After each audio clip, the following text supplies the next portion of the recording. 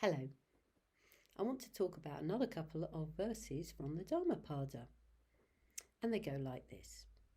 Those who mistake the shadow for the substance and the substance for the shadow never arrive at reality but follow false aims. Those who know the substance for the substance and the shadow for the shadow arrive at reality and follow right aims. So what is this shadow and this substance? Well, what it's pointing to is the way that we interpret the world.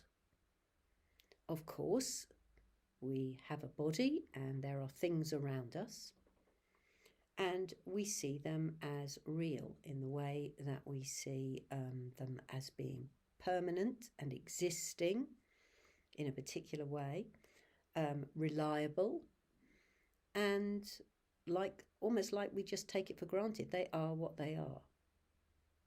And why is this a mistake? Well, the mistake is often that we reduce our understanding to something very limited. Now, children tend to do less of this, particularly very young children. The world is completely open to them. So when they see something, they don't assume what it's for or they don't limit its use. They see things in a much more open way, but very quickly as we grow up, that kind of gets clamped down and we see things in a very particular way. So we have names for things and uses for things, and that restricts how our imagination, you could say, can work. And we see things as reliable because we basically rely on them. We assume that they're going to be there. Well, if you take the most extreme example, we see people as reliable. We see them as dependable, as if they're going to be around. But actually, we can't be sure of that. You know, we live in very particular times where, because of medical science, we expect to live a long life. You know, more and more people are living to be 100. Of course, in the time of the Buddha, as we know, people died at often a very young age. Most children that were born, in a family, at least half of them probably would die before they were the age of 2 or 3. And so death was much more in people's consciousness than it is now. Nowadays, that is very unusual. And almost like if we get ill, it's seen as something wrong, that we've done something wrong. How can we be ill? And therefore, we search around for all these alternative ways of keeping ourselves healthy, keeping ourselves alive, keeping ourselves young. And we put an awful lot of energy into doing that. And what we're doing when that happens is we are fighting reality.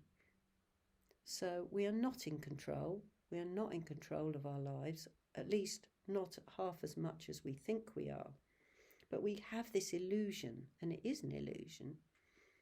It's like a spiritual ignorance. So that when something we perceive as going wrong in our lives, it seems like, it can seem unfair, why me? It can seem wrong, like it shouldn't have happened. And so more and more we don't accept how things are. Take, for example, our favourite cup. And, we cherish this cup. With 1 second it can fall on the floor. It can crash into multiple pieces and it's gone. And the way that we hang on to things, the way that we cherish things, the way that we value things, is often very mistaken.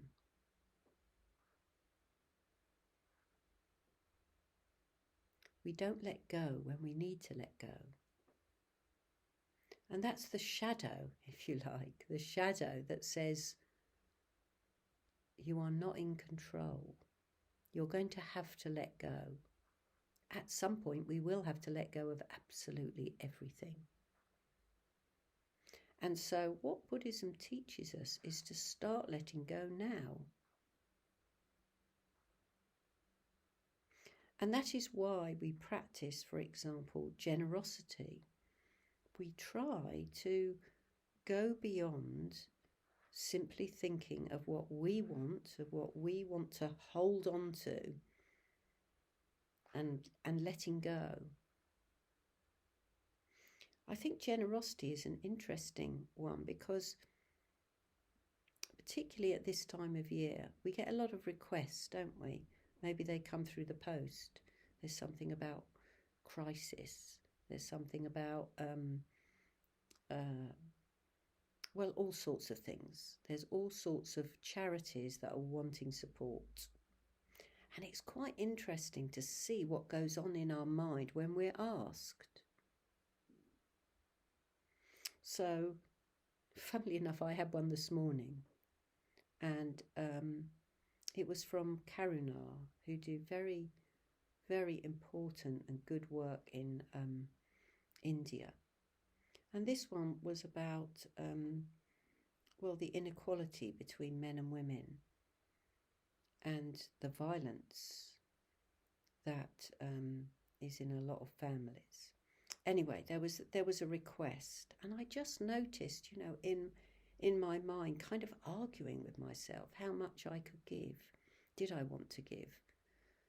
Was it how many things can I give to? I just was aware of all this kind of argument going on, and what that showed is the limit to my ability to be generous. It's not that I'm exactly mean, but it's like weighing up what I want to give or what I don't want to give.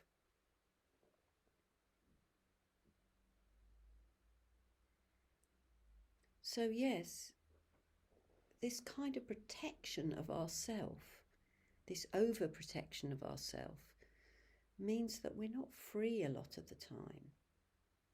We're not free to see things as they are, as they really are. That everybody is, in a similar position to us. They want to be happy. They don't want to suffer.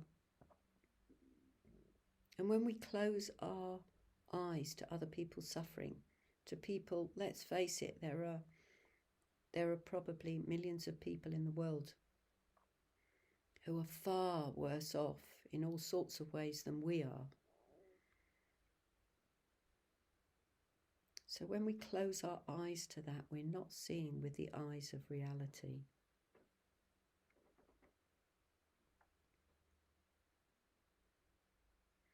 I have a cloth on my table. It's underneath the computer. And I've got a kitten. And recently, obviously the kitten gets on the table and uses its little claws to have a play. And there's some threads that have got pulled. And I'm really fond of this cloth on my table.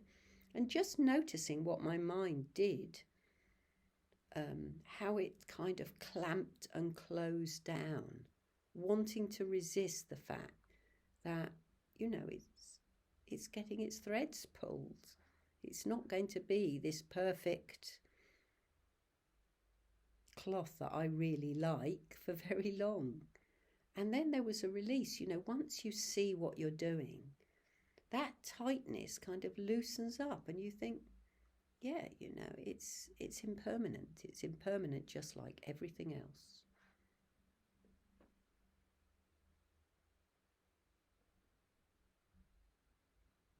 So the shadow side of that, of course, is its impermanence. And the substance, I'm mistaking as being something I can hold on to. I can keep intact in some way. So basically, we just all have to loosen up. We have to see that everything is changing all the time. And it's an illusion that it isn't. And the great thing is that there's a tremendous sense of freedom when we do let go. When we just let go of how things, we let go into how things are. We let go of how we want things to be. We let go of holding on. That's all I've got to say for now. I'll see you later. Bye.